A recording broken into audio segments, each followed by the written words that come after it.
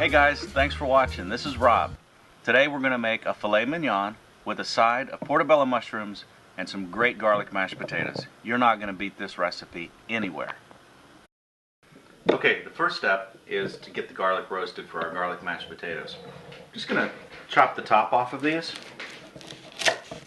Nice and easy. And then just give them a place to set on the foil. I'll wrap this up in just a second, but the first thing I'm going to do is oil them a little bit, pinch of salt, a little bit of fresh ground pepper.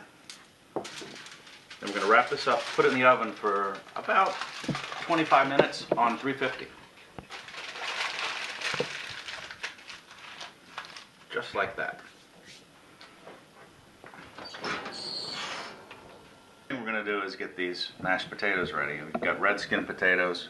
We're going to cut them to be about an inch in size, so they're just kind of uniform and they cook about the same, so that it's not like one piece is overdone and then the rest are, you know, underdone.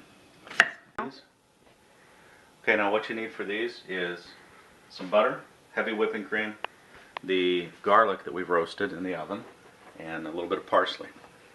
Potatoes are done, they're fork soft. We're just going to drain those off and then return them right back to the pan. I want to try to get as much of that moisture out as we can before we go forward. We're going to add a little salt, a little bit of pepper.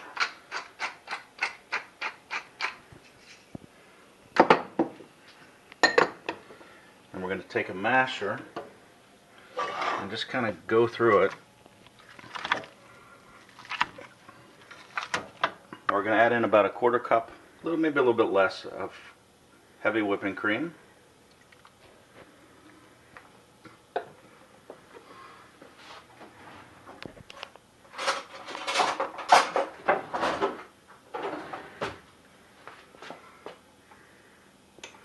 About a quarter stick of the butter. I like to cut this up so it distributes a little bit better.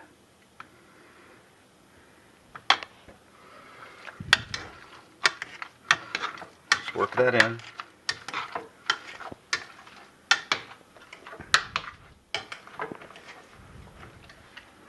Now let's grab the garlic from the oven.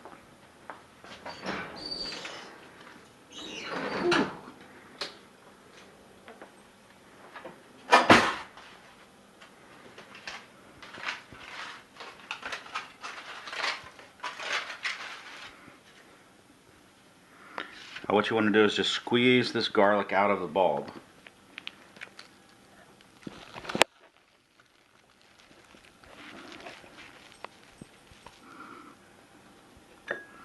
Just like that. And then we're going to add it to the potatoes.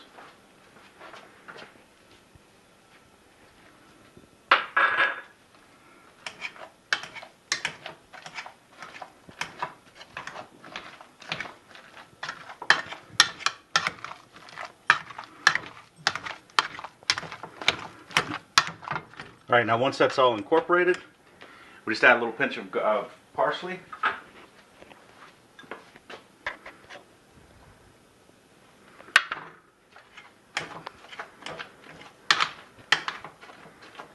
And there you have it.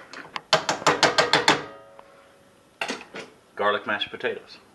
So this is the filet mignon. It's a center cut tenderloin, also known as the Chateaubriand.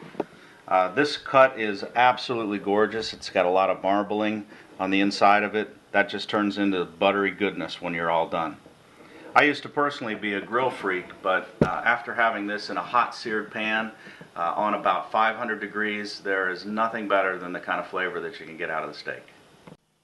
Okay, the time has come. The pan's as hot as it can possibly be. I've had it on the stove for about 5-10 minutes, just heating up to that temperature that it's sizzling hot. So the first thing we're going to do is pepper the steak. Got to get it on both sides. And I'm pretty liberal with this because a lot of it will cook away, but you want that flavor to come out, that nuttiness.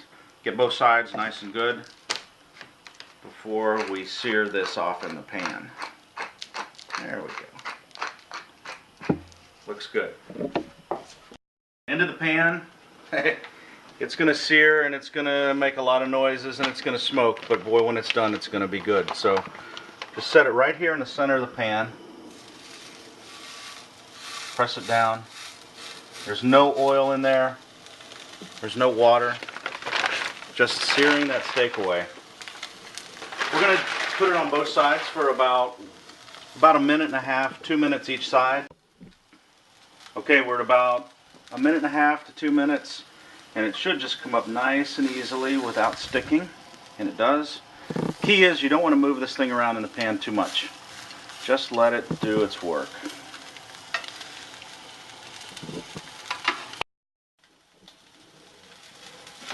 The next step, we're going to take it off the heat, the direct heat, turn that down, and I'm going to add about that much butter to the pan.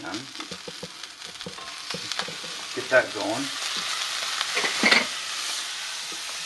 Also a little bit of thyme, a little rosemary.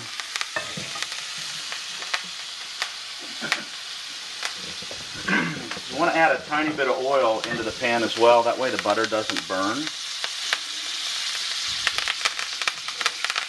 You get all those flavors get soaked up by the steak. Oh, it smells fantastic.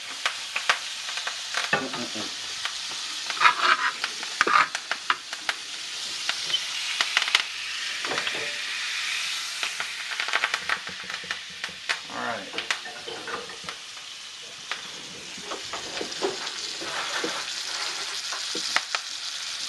Once that's all kind of melted and caramelized, you want to just kind of baste that steak in the butter. Now flavor butter before it goes into the oven. The other thing I like to do to add a little bit of moisture is just a little bit of chicken stock.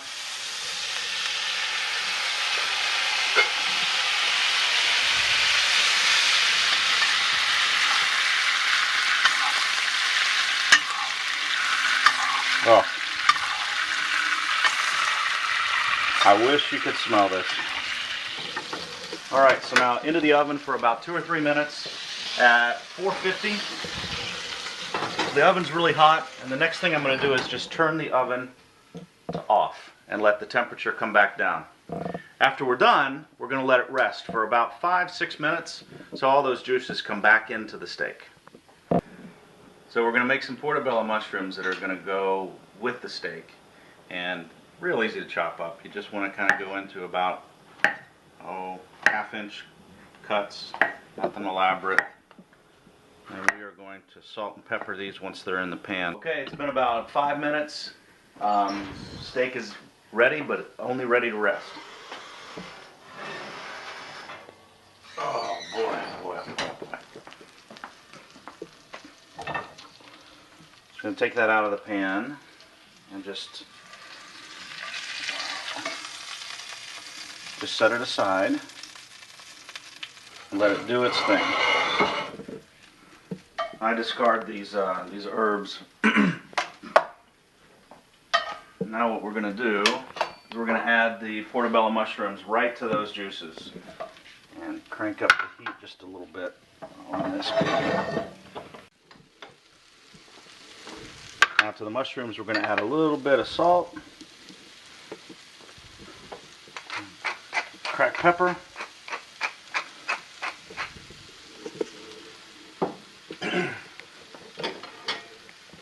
and just a touch of olive oil.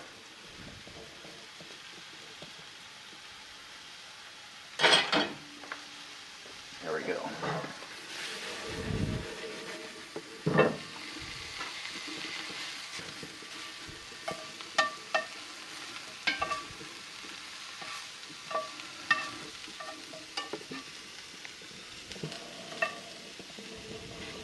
Boy, those look good. We're going to add a little bit of wine to the mushrooms, just at the end.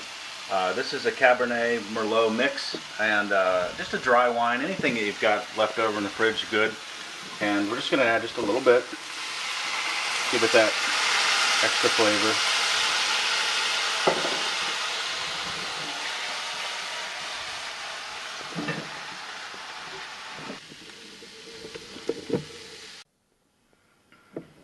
Okay, mushrooms are all set. Steak is rested. You can see all the juices coming out of it.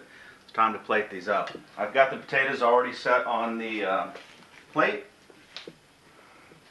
We're just going to put a few mushrooms kind of around the plate. Oh, it smells so good. And then let's bring over the star of the show, the filet mignon.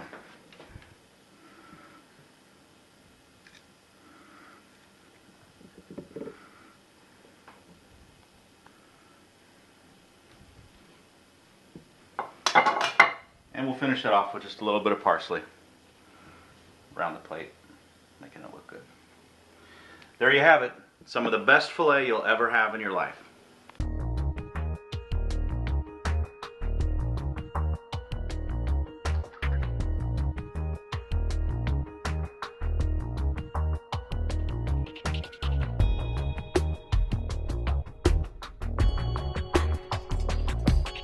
I just can't help it. I gotta try this. This looks just good.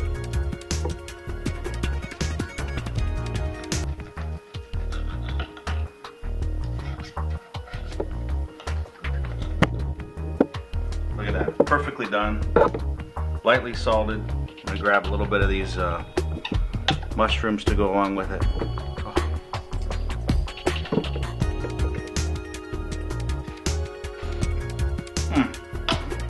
Wow. That's crazy good.